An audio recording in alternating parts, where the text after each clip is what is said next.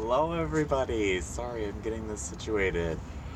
Wow, in HD, this is gonna be nice. I'm gonna keep trying to look here because I keep forgetting and looking here, and then my face looks stupid, but it's hard.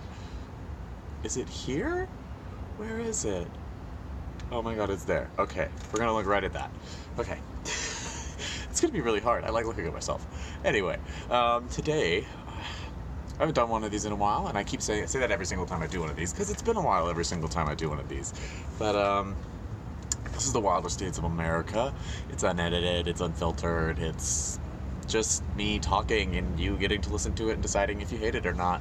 But basically, today I wanted to talk about my experience that I actually had at a local event here for the Pride Standout Awards for Vancouver.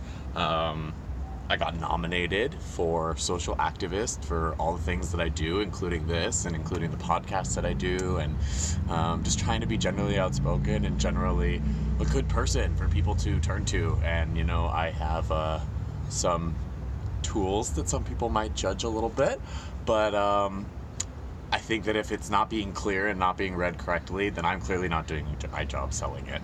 And that means I'm probably contributing to the problem instead of making a solution. So I want to talk about my experience, though, and what kind of went on and what's bringing about this, because it's been a weird few days, because it was a weird reminder. So I took one of my friends, Keisha, and she's the best. She gives me this energy that's just kind of like, the way I described it at the party to people, they loved it, was if there wasn't a bar, she's my alcohol. You know, she makes me feel comfortable, so I was glad that she was there and able to really support me and help me feel like we didn't know we were ready for. We didn't know what we were walking into. It's not a local award show. It's not like the Grammys. It's like, you know, a local event at a hotel where they put on some things and it's nice and there's food and whatever, and you meet people. And the point is to go and celebrate each other and talk about what you're doing good for the world and, you know, how we can make it even better. And I went, and I wasn't really sure what to expect, like I said, or who would be there, really. I didn't know if I'd know anybody or if it would be people totally new to me. I went on a Facebook invite, and I didn't really know anybody that was going to be there, so I was really going in with no preconceptions. I didn't know who I was nominated against. I didn't know if I was going to win. I didn't know if they were, like, celebrities. I had no idea. So I get there, and I don't know anybody, and we kind of just wander around for a while as they're talking about stuff and not really sure what to do, and we get a drink once that opens and do blah, blah, blah, blah. And I'm just basically sitting there being like, I thought there was supposed to be somebody here to take me around to talk to people, because it used to be like an actual award show, and now it's like a cocktail party where they introduce you and have the awards at the same time. Anyway, and it's literally as I'm saying that, this man walks up to us. I mean, I guess I'm assuming his gender, but I'm pretty sure that he was... Pretty sure. And he comes up to us and he talks to us about he's the person that's been assigned to me, and I'm like, wow, I was literally just talking about this. Like, it'd be really great to have somebody here to help me out. And he's like, it's really nice to meet you. You know, he was totally nice. He was wearing a great little rainbow bow tie. He was cute. I was really happy. I was like, awesome, let's have a good time. I'm really excited.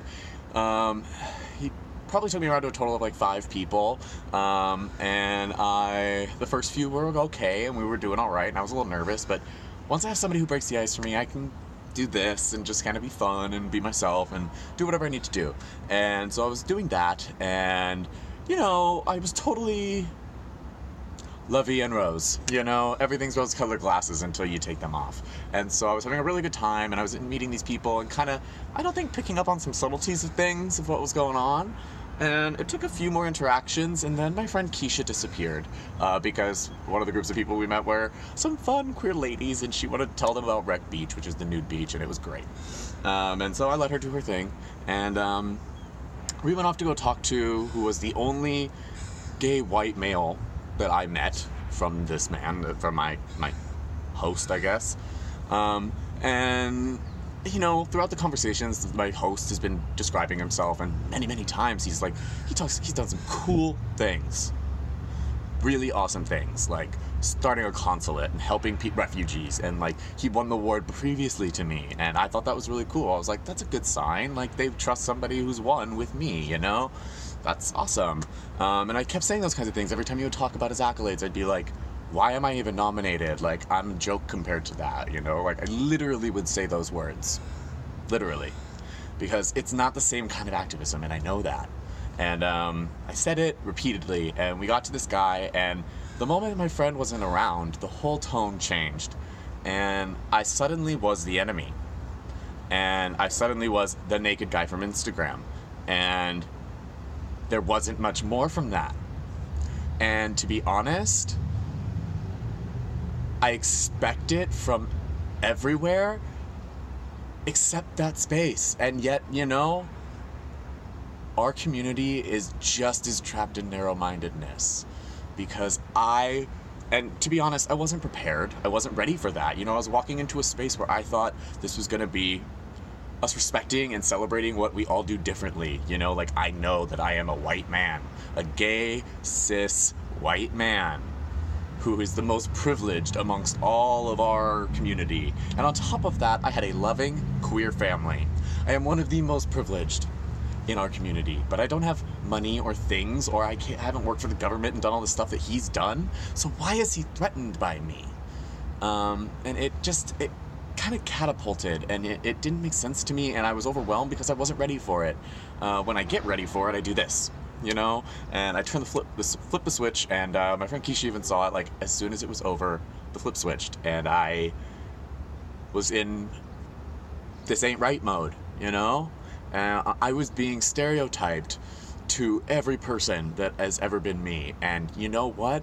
It's not like I haven't heard this argument before, and it's not like I don't agree with it. That's the upsetting part, is that every word he's saying, I said, yeah, that is true. I say that all the time.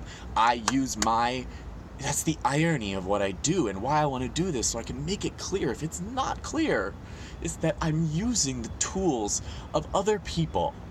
The tools of people that are not as kind, I think, and not as compassionate, and not willing to have dialogue and have discussion and use their voices for other people's issues. Those people who just get naked and say, it's Tuesday. Like, sure, I do that every once in a while, but most of my stuff has a message, and there's some kind of news or article or some kind of spin on it that's supposed to give you commentary. Even the GIFs have art. I posted one today with hands all over me saying weekend, and then there's a phone swiping that says no, never, like Tinder. That's not supposed to mean keep trying. It's supposed to give you the perspective that it's not about that. I'm not naked for your consumption. Even if I'm posting it, I do it because this is what I like. And if you are only seeing one photo that has my butt out and calling me the naked guy on Instagram, you're not taking the time and not taking the responsibility of your role, which is an ambassador to the queer community, to figure out what somebody's about before you walk them around to people and basically bash them. He was kind about it in a sense, but it was really passive aggressive. And he came up to me, and he was, at the end of it, he was basically like, I'm really sorry. I hope I didn't offend you. And I said, to me, I think that opinions make the world go round, and that's important. And that's true. And at the same time, he had more than opinions. He had facts. And he is not wrong about the privilege that I uphold and what I am part of and what I mirror. But the point is that it's supposed to be a mirror. It's supposed to show people that there are people that look like that, like me, and don't act like all of the rest of them. There's a purpose.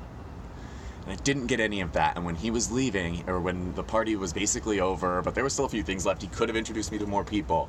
He literally said to me, after you said a certain word, where he challenged me about my body and my image without ever knowing my history or my past, and tried to force it out of me in these conversations with people about, like, why would I do this? And I understand that this is part of my platform, but the way he came at it was about making me uncomfortable, not about helping me share my information. And when he was leaving, he said, there was just one line you said, and after that point, I basically just decided I know when to give up. And I'm sorry. If the words give up come out of your mouth, you're not an ambassador for activism. Damn straight. Like, you're not doing your job, you're not building dialogue, you're not extending branches, you're not going to do anything other than limit your resources and who you actually affect. I was stunned by this person. I don't want to specifically call them out, even though I'm not against that, but mostly because I want to give them the opportunity to come to me and talk about this. If they, by chance, ever look at my Instagram again because they can't get around the butt. You know, like, if they get the opportunity to come to see me and talk to me about this, I want them to not feel like their public image is threatened if that's what matters to them. Because I would rather have dialogue and fix the problem and have this person know that I want to be in their army. Regardless of this argument, regardless of this instance, regardless of this problem and the way I was treated. He has the truth, and he's not wrong about who I look like and other people like me, and I want to help him fight that battle, but he has to help me get in it. I can't do that.